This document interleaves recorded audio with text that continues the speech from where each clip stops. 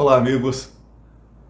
A nossa reflexão de hoje me faz lembrar palavras que um amigo me disse dias atrás. Ele disse: Washington, você escreve muito bonito, tem belas palavras, mas eu não entendo quase nada do que você diz. E eu reconheço que este meu texto de hoje, essa nossa reflexão de hoje, está nesse nível aí. Mas tenham paciência, ajudem-me. Vamos juntos refletir e pensar sobre o que a gente vai conversar aqui agora. E o título é Ctrl+C, Ctrl+V e a cruel realidade. O que eu quero dizer com isso? Valendo-me de recursos tecnológicos que a informática proporciona, dou-me ao luxo hoje de escrever este artigo utilizando quase que exclusivamente as teclas de copiar e colar do computador. Mundo cruel, Dom Quixote e transtorno dissociativo. A história se repete? Trago à cena o consagrado romance de Cervantes, tomando emprestado as palavras de Albéres Heron Flávio de Oliveira e de Rosane Bezerra de Araújo, neste pequeno trecho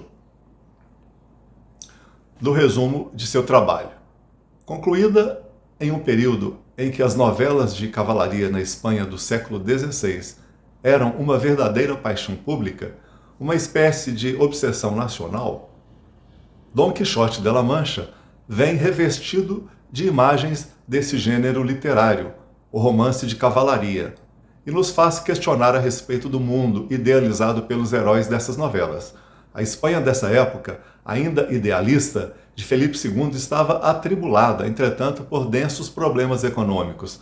A evasão dos leitores para essa idade mítica dos tempos heróicos constituía-se, pois, um sonho maravilhoso e um ideal de fuga daquela horrenda realidade.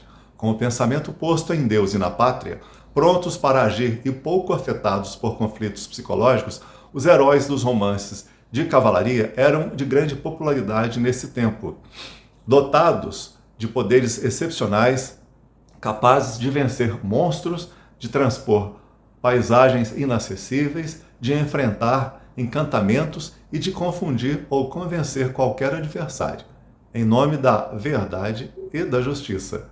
Esses heróis serviram de modelos para muitas gerações.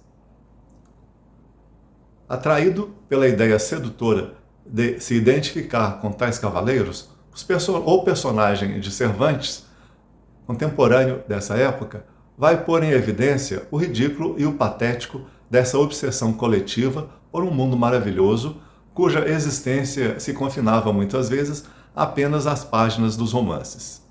Há em Dom Quixote de la Mancha toda essa situação de ruptura que ali acende e que é um sinal de que o mundo está mudando. A separação que pode ser vista a partir da visão de mundo antigo, idealizado e divinizado, empreendida pelo personagem Dom Quixote, por exemplo, se contrapõe à maneira pela qual o seu parceiro Sancho Panza o percebe, agora em sua forma real e passiva de irrealizações e inacabamentos. São duas visões conflituosas, relatadas em um mesmo mundo, o de Dom Quixote de la Mancha, que denunciam que outra forma de ver a vida está tomando espaço naquele novo tempo, que passa a se chamar de moderno. É essa visão conflitante que Cervantes nos empresta, conforme o traço de ruptura existente em seu mais famoso livro. Essa condição de suspensão de uma possível conciliação entre o ser humano e o mundo, entre o homem e o todo, o que antes era acabado e fechado, sem restrições e sem possibilidades de dúbias interpretações, passará a ser, a partir de Dom Quixote de la Mancha, aberto, problemático e grotesco. A impossibilidade de harmonia do mundo com o ser se tornará símbolo da nova estética de todos os escritos literários e concepções de mundo.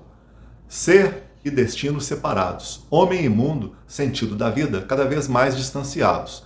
Em Dom Quixote de la Mancha, não há mais espaço para unidade perfeita. Os caminhos foram alterados. Dom Quixote não mais se encontra no mundo idealizado, apesar de todos os seus esforços. Texto retirado de Dom Quixote de la Mancha, um romance de ruptura, um trabalho dos autores já citados no começo. Adeus às ilusões. Como seres de hábitos, tendemos e nos apegamos a eles e aos sentimentos e emoções que nos proporcionaram e nos proporcionam. Buscamos segurança e estabilidade, quer nos aspectos físicos, materiais, financeiros, emocionais, espirituais e por aí vai. Daí, muitas vezes, tememos o novo, como ameaça à nossa estabilidade, por menor que esta seja. Daí, o nosso saudosismo de um passado que já não mais existe e que, muitas vezes, tentamos recriar em oposição ao novo que se nos apresenta. Acordemos para a realidade. O mundo saudosista por nós idealizado ou vivido, seja ele político, econômico, social, religioso, etc., já não mais existe e nem retornará. Saudosismos ideológicos ou idealismos quaisquer que sejam, da extrema esquerda à extrema direita, e seus instrumentos políticos, religiosos, etc., não são ferramentas adequadas para o enfrentamento do mundo em constante transformação em que vivemos. Precisamos, urgentemente, resgatar a nossa humanidade, autoconsciência e autodeterminação, como indivíduos e como nação, livres de ideologias que tentam nos impor e a elas nos submeter, sejam políticas, religiosas ou de outra ordem qualquer, para construirmos juntos, democraticamente, em diálogo aberto, constante e respeitoso, um Brasil melhor para todos, mais justo e mais fraterno, sem o que a história vai continuar a se repetir quase sempre como tragédia. A solução não está na repetição de velhas ideias, de ultrapassadas ideologias que já se demonstraram e ainda se demonstram incapazes de atenderem às demandas de uma sociedade pós-moderna, do ser humano, de justiça social e de liberdade, de um mundo tecnológico em rápida e constante transformação. Os poderes constituídos e o povo temos que lidar com a realidade inafastável, quer gostemos ou não, que está posta pela via do diálogo, do respeito e do entendimento com todas as forças vivas da sociedade. A autoridade, sim, rancores, revanchismos e autoritarismos não são ferramentas adequadas para a compreensão e enfrentamento da nova realidade que se apresenta e tende a se tornar mais complexa doravante. Tampouco atos quixotescos vão nos resgatar das angústias do viver e nem nos apontar novos rumos diante de uma realidade intrincada e muitas vezes cruel que se nos apresenta. Nova e desafiadora realidade. O mundo globalizado que caminha aceleradamente para a era fria e indiferente da digitalização de tudo, da automação, da virtualização, do domínio dos algoritmos e da inteligência artificial em todos os ramos da atividade humana, transformando o ser humano em dados numéricos apenas e cada vez mais descartável, precisa de um contraponto. Neste aspecto, destaca-se a necessidade de se afirmar e reafirmar a autonomia decisória do indivíduo e das nações, nem sem se desconsiderar, por óbvio, as suas interações em sociedade e no concerto, e de lembrar o pensamento sempre atual do grande político e pensador britânico, Lord Acton, ao qual nos filiamos, entre aspas.